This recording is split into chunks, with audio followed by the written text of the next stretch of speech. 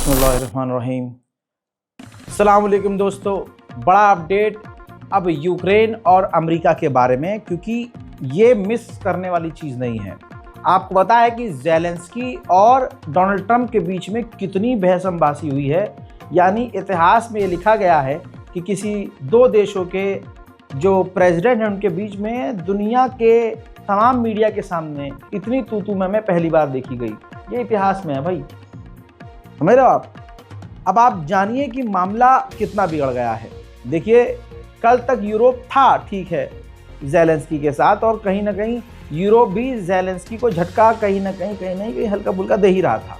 लेकिन जैसे ही ज़ेलेंस्की ने अमेरिका में जाकर व्हाइट हाउस में बैठकर पूरी दुनिया की मीडिया के सामने डोनाल्ड ट्रंप की लंका लगा दी और डोनाल्ड ट्रंप पर हर जवाब दिया और डोनाल्ड ट्रंप से बहस करी, डोनाल्ड ट्रंप की बेइज्जती करी, तो ट्रंप तो नाराज़ हो गया, यूरोप हो गया खुश। अब दोस्तों आपकी स्क्रीन पर ये वीडियो, यूरोप ने मीटिंग की, पूरा यूरोप शामिल था, जिसमें ज़ेलेंस्की को एक हीरो की तरह प्रेजेंट किया गया और ज़ेलेंस्की अपने आप को हीरो से कम मानते हुए नज़र नहीं आ रहे थे। उनके चलने का तरीका, कंधे उचकाने का तरीका और चेहरे पर घमंड अपने आप ये चीख कर बता रहा था कि डोनाल्ड ट्रंप के साथ जो भी उन्होंने किया, बहसबाजी की, इनको बहुत पसंद खुद को आ रहा है और ये पूरी तरह से इनका ईगो सेटिस्फाई है। हजरात, अब ट्रंप का मामला आपको बताता हूँ कि ट्रंप के बारे में क्या अपडेट है। देखिए, ज़ेलेंस्की चाहते तो हैं जाना कि व्हाइट हाउस में दोबारा एंट्री हो। ऐसे में डोनाल्ड ट्रंप ने बहुत बड़ी बात कही।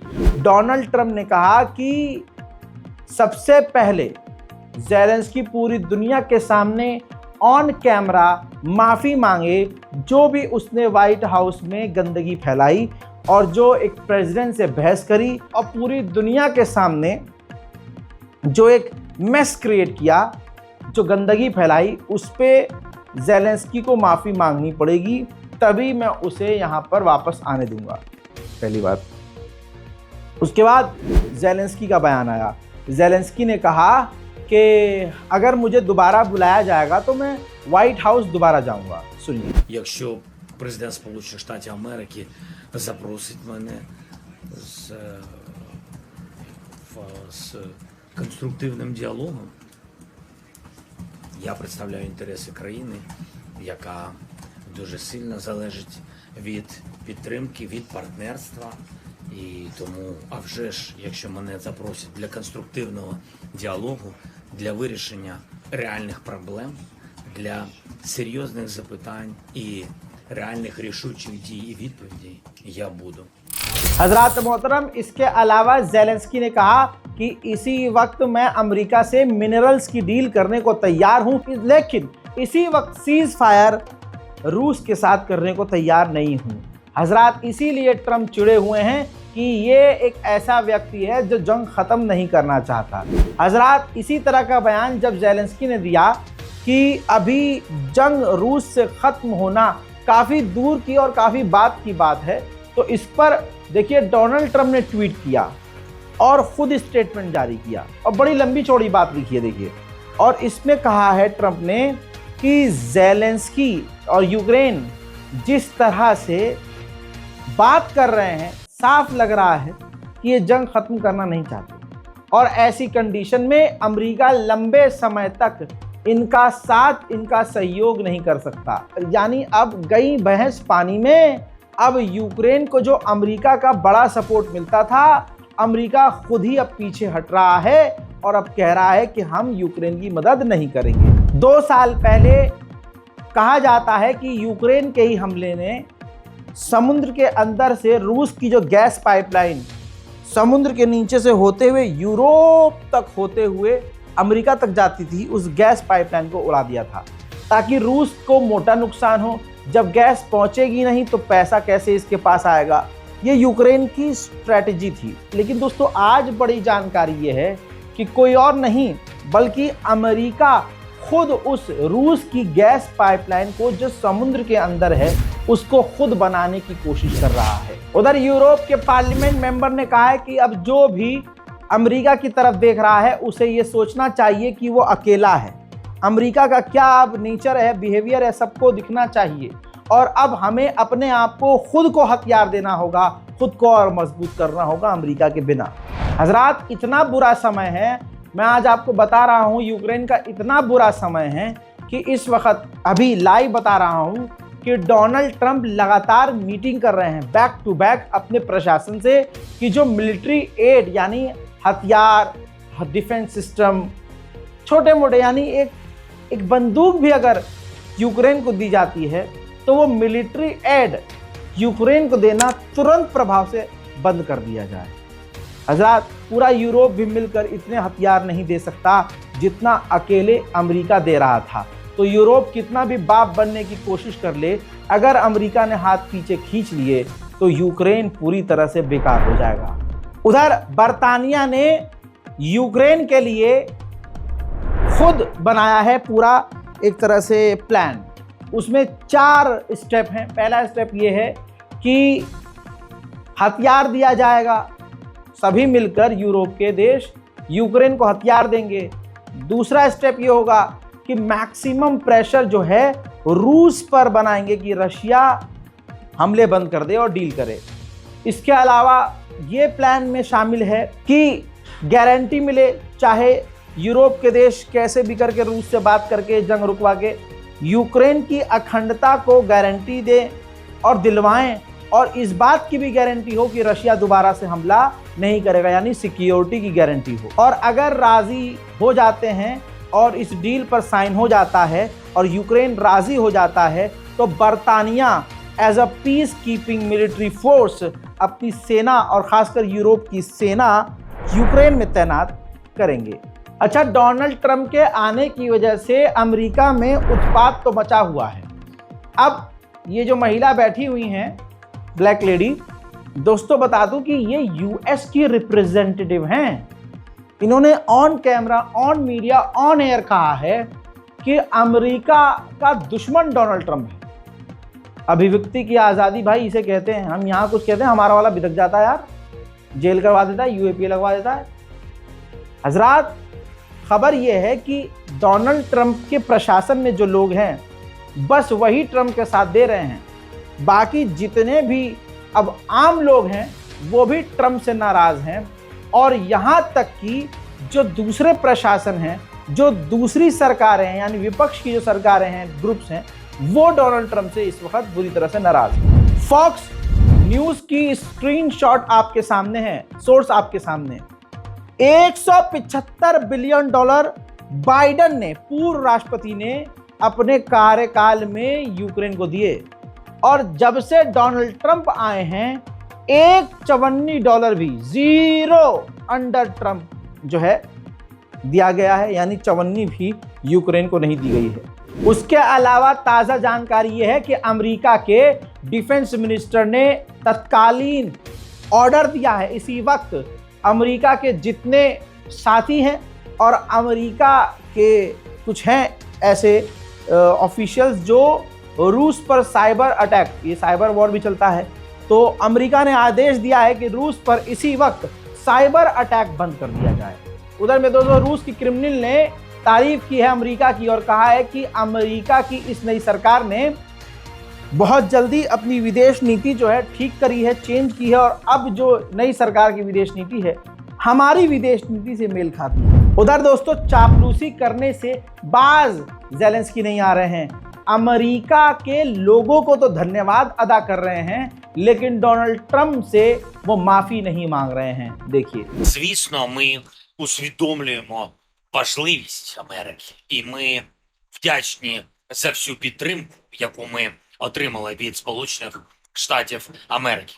Не було такого дня, що ми не відчували цієї вдячності, бо це вдячність за збереження нашої незалежності. Наша стійкість в Україні, вона базується на тому, що роблять заради нас і заради власної безпеки. फ्रांस के राष्ट्रपति इमैनुअल मैक्रोन ने कहा कि डोनाल्ड ट्रंप ने नेटो को कमजोर कर दिया है। अब यूरोप नेटो पर रिलाई नहीं कर सकता, उस पर निर्भर नहीं हो सकता। अब सबको अपना अपना खुद देखना होगा भाई। हजरात, नॉर्वे की एक मरीन फ्यूल रिफ्यूल कंपनी है, जो कि जैसे आप जाते हैं पेट्रोल डलवाने अपनी गाड़ी में, तो आपने देखा होगा कि सरकारी तो हैं ही, लेकिन रिलायंस के भी हैं, प्राइवेट भी हैं पेट्रोल पंप।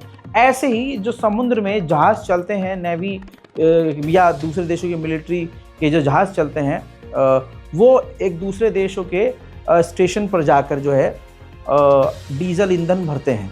ऐसे ही नॉर्वे की एक प्राइवेट कंपनी थी, उसने अमेरिका के समुद्री जहाज़ में अमेरिका के विरोध में फ्यूल भरने से मना कर दिया।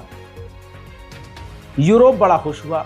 यूरोप ने कहा कि जैसे नॉर्वे की इस कंपनी ने किया है, वैसे ही पूरे यूरोप के देश करें और तमाम कंपनियां यही करें, ताकि अमेरिका को झटका लगे।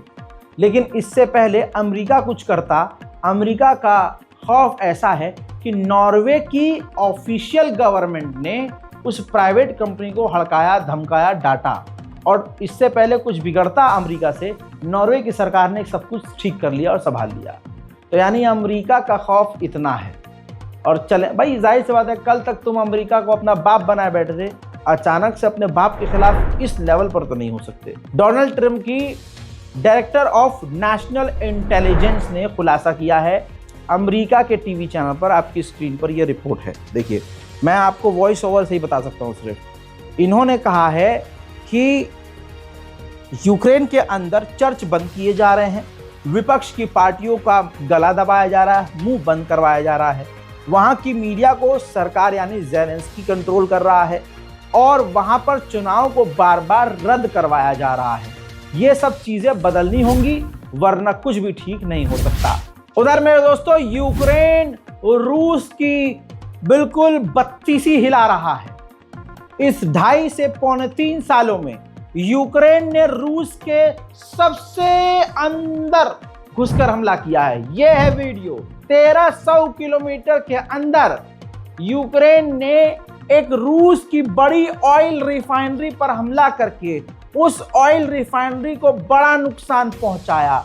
पॉइंट यह है कि डिफेंस सिस्टम रूस का खचरा निकला, डिफेंस सिस्टम अंदर तक फैल रहा, और इतने 1300 किलोमीटर, अंदाजा लगाइए कितना होता है। मैप खोलिए और अपने एरिया से 1300 किलोमीटर देखिए कितना दूर पड़ता है। इतनी दूर अंदर तक घुसता हुआ यूक्रेन का ड्रोन और मिसाइल पहुंच जाता है, लेकिन रूस के डिफेंस सिस्टम बेकार साबित होते हैं। और इस वक्त जब यूक्रेन का अमेरिका साथ नहीं दे रहा है, ऐसे में भी यूक्रेन सबसे ज्यादा अंदर घुसकर रूस के हमला कर रहा है, ये सोचने वाली बात है। वहीं मेरे दोस्तों, एक इतना बड़ा खुलासा हुआ है कि अब नया बवाल होने वाला है। आपकी स्क्रीन पर ये लूप में वीडियो दिखाना चाहूंगा। एक चाइनीज व्यक्ति है जो रूस की सेना में शामिल है। रूस की सेना के वर्दी के अंदर देखा जा रहा है, और अगर ऐसा हो रहा है, वो चाइनीज भाषा में कुछ लिख भी रहे हैं दीवार पर, आप देख सकते हैं। तो चाइनीज सैनिक भी रूसी सेना में शामिल हैं। सबसे बड़ा खुलासा मेरे दोस्तों, मीडिया आउटलेट पर जवाब देते हुए ज़ेलेंस्की ने कहा कि मुझे मेरे पद से हटाना आसान नहीं है, लेकिन अगर मेरे देश को नेटो में शामिल किया गया तो मैं खुद रिजाइन दे दूंगा। बर्तानिया ने ऐलान किया है कि हम 5000 LMM मिसाइल जो है यूक्रेन को सौंपेंगे। वहीं मेरे दोस्तों, रोमानिया भड़क गया है। रोमानिया की सरजमीन पर उसको रूस के ड्रोन और मिसाइलों के पार्ट्स गिरे हुए मिले हैं।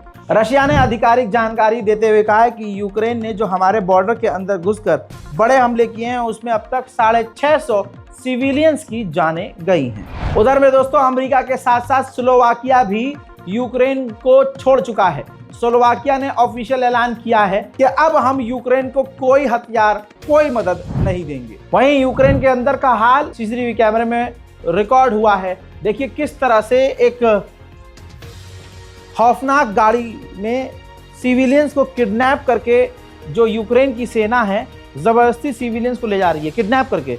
ऐसी गाड़ियां हमने बॉलीवुड, हॉलीवुड में किडनैपिंग के लिए इस्तेमाल होते हुए देखी है।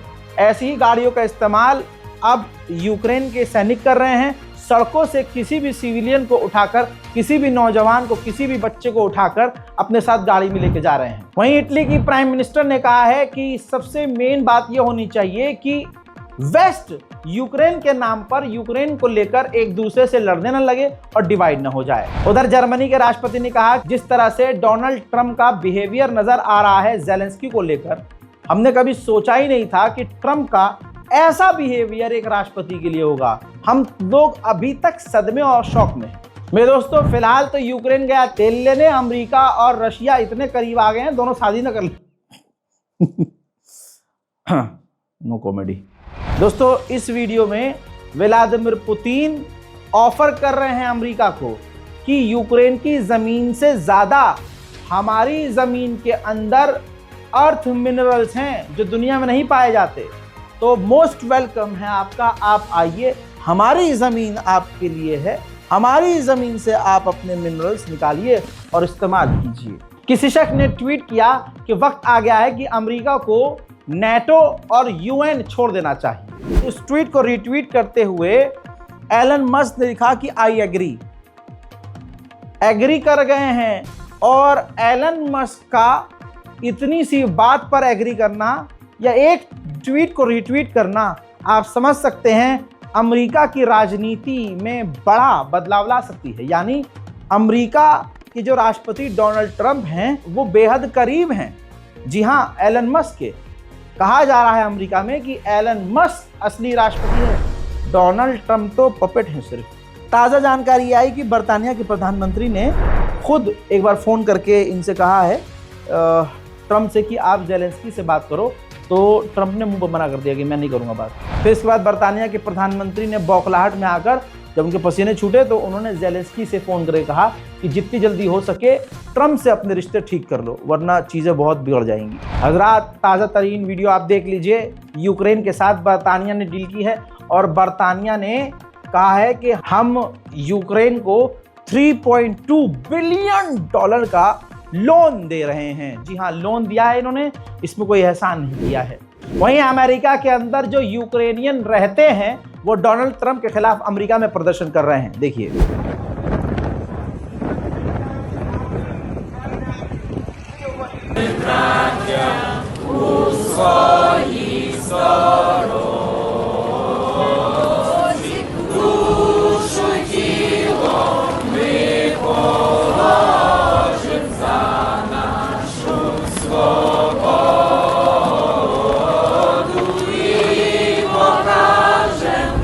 हजरात, वहीं फ्रांस के राष्ट्रपति इमैनुअल मैक्रोन ने कहा कि अगर रशिया ने अपनी जंग नहीं रोकी तो अगला निशाना यूक्रेन के बाद मोल्डोवा और रोमानिया होगा, और मोल्डोवा और रोमानिया हमारे बॉर्डर हैं, सीधा हमारे लिए भी आगे के लिए खतरा है।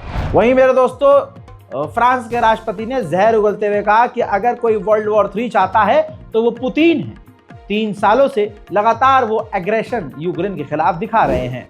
साथ ही बड़ा खतरनाक जहर उगला है फ्रांस के राष्ट्रपति ने और कहा कि ये रशियाई है जो यूरोप के बॉर्डर पर नॉर्थ कोरिया के सैनिकों को भी ले आया।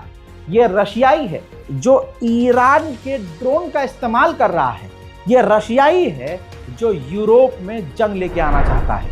हजरात, जो जांच रिपोर्ट है उसमें ये खुलासा हो रहा है कि डोनाल्ड ट्रंप और वाइस प्रेसिडेंट ऑफ अमेरिका, जो वाइस प्रेसिडेंट थे वो भी, और डोनाल्ड ट्रंप खुद शॉक में थे कि व्हाइट हाउस में जेलेंस्की इस तेवर से बात करेगा और जेलेंस्की हर बात पर जवाब देंगे और कंधे उचकाकर और नाक चढ़ाकर फुल एटीट्यूड से बात करेंगे। दोस्तों, ये रिपोर्ट में बात कही जा रही है कि वाइस प्रेसिडेंट ऑफ अमेरिका और प्रेसिडेंट डोनाल्ड ट्रंप इस चीज़ के लिए तैयार ही नहीं। कल तक यूरोप जिस अमेरिका के साथ था उसने अपनी मैगजीन में क्या छापा है? यूरोप की मैगजीन में ये छपा है, when America has your back. यानी अमेरिका जब आपसे कहे कि भाई हम तुम्हारे साथ हैं, तुम्हारे पीछे हैं, तो इसका मतलब यह है कि वो देखिए पीछे से चाकू आ रहे हैं। यानी पीछे से लगातार चाकू खुद अमेरिका ही मारता है। यही बात तो ईरान कहता आया है 4 साल से। मैं कह रहा हूँ ऐसा कोई सगा नहीं जिसे अमेरिका ने ठगा नहीं। ईरान के सुप्रीम लीडर आयतुल्ला खामनाई ने ये बात बहुत पहले कही थी कि अमेरिका की जो भी सरकारें हैं भरोसे के काबिल कभी नहीं होती हैं। जर्मनी की विदेश मंत्री का एकदम से बयान आया है अचानक से। उन्होंने कहा है कि जिस तरह से अमेरिका और ट्रंप का क्लैश हुआ है, इसके बाद हमें यूरोप यूनियन को बचाने के लिए डिफेंस फंड बनाना चाहिए। इकट्ठा करना चाहिए ताकि हम ईयू को बचा सकें। साथ ही जिस तरह से अमेरिका और यूक्रेन के बीच में भिड़ंत हुई है, इसको देखते हुए हम तुरंत 3 बिलियन यूरोज यूक्रेन को सहायता दे रहा है। बड़ी जानकारी यह है कि यूरोप के कुछ ऑफिशियल्स यूक्रेन को कह रहे हैं कि आप जंग लड़ते रहो, क्योंकि आपके पास अभी 6 महीने के हथियार हैं और हम 6 महीने में कुछ न कुछ जरूर कर लेंगे। हज़रात मोहतरम, फिलहाल यूक्रेन और रूस अपडेट में फिलहाल के लिए इतना ही। जो बहुत बड़ी बड़ी खबरें थी मैंने इसके अंदर कवर करने की कोशिश की है। इंतजार कीजिए मेरे अगले अपडेट का। तब तक के लिए जय हिंद।